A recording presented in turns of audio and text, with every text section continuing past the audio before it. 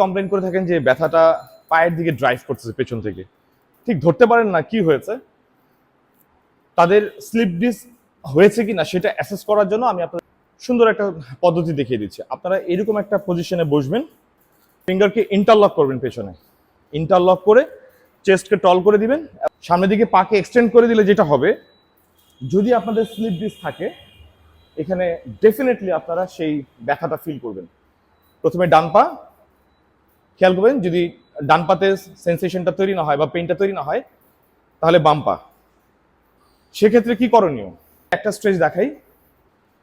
এরকম একটা পজিশনে বসে পাকে এভাবে স্ট্রেচ করতে পারেন, সোজা হয়ে বসে স্ট্রেচ করতে পারেন। ডান বা পা, ডান পা। এটা তো হচ্ছে মানে ইনস্ট্যান্ট ব্যথাটাকে রিলিফ পাওয়ার জন্য। আমি আপনাদেরকে সাজেস্ট করবো ডেফিনেটলি আপনারা ডক্টরের পরামর্শ নেবেন, এক্সপার্টদের কনসালটেশন নেবেন।